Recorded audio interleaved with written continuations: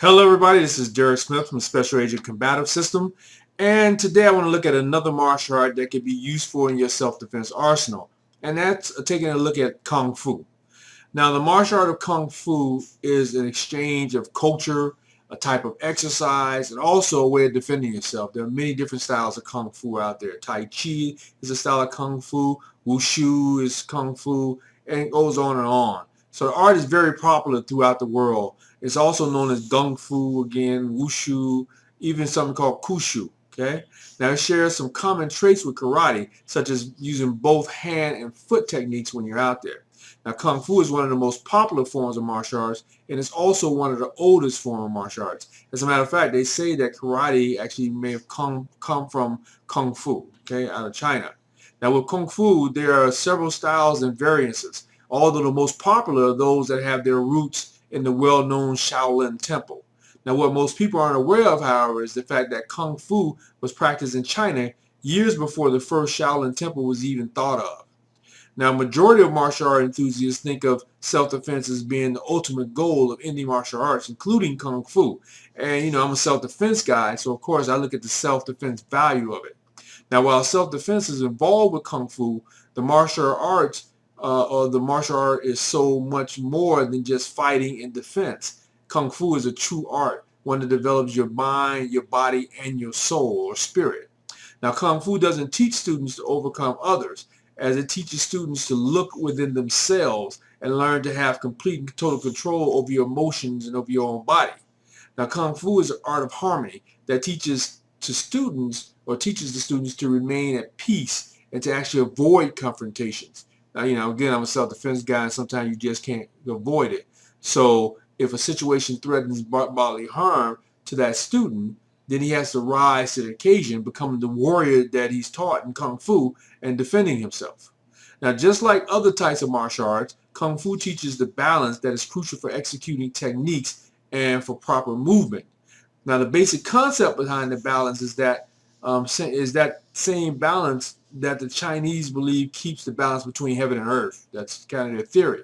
So this concept of balance can be achieved by students if they completely focus their thoughts and empty their minds free from any type of distractions. Now, Kung Fu is a martial art that can be learned by anybody. It does take a strong desire, just like any other martial art. It has a rich heritage and it has a proud legacy.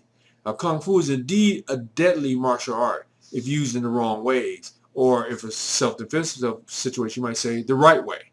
So there are variations of Kung Fu as well, which include the infamous 5 animals that you may have seen in movies and things like that. They have the tiger style, they have dragon, they have the eagle claw, they have the crane system, they have a snake. They have all these different systems of Kung Fu that they use. Now, adopted by the animals in which they are named after, the 5 animal style is some of the most impressive in the martial arts. If you see it, it's really, really beautiful. Now, Tiger Claw is by far the deadliest of the 5 animals, teaching students to strike just like the dreaded tiger strikes, okay? Now, this style teaches students power in their hands so that when he strikes, he tears the flesh, okay? That's what Tiger Claw is all about, striking and tearing the flesh, using your claws. Now, Tiger Claw is very deadly, although it's very hard to find instructors that teach the style the way it used to be taught nowadays. Now, unlike other martial arts, there are really no competitions for Kung Fu. Stylists can compete in other competitions. And I used to fight a lot of Kung Fu guys when I used to do point karate tournaments back in the day. Now, although there really aren't any that are only Kung Fu, you're not going to see that many just Kung Fu tournaments. Now, it is an ancient martial art that is to be used only in instances where there's no other option than for you to fight back, self-defense, right? Now, when provoked, the Kung Fu practitioner should try everything he or she can to avoid the confrontation first. And that's any time in a self-defense situation. I always advocate, try to avoid. I don't advocate fighting, but if you have to fight, you're going to fight to the fullest, okay? And you're going to use your Kung Fu. Now, Kung Fu aims to teach the lesson of respect, fairness to others, harmony of the spirit, and total self-control no matter what. Now, these characteristics, when paired together, allow the student to achieve success in a hard-to-deal-with society like we're dealing with now. So Kung Fu is all about developing the student's overall well-being and following the straight path to mental and physical toughness. And then that toughness, that both mental and physical, can be used for your self-defense.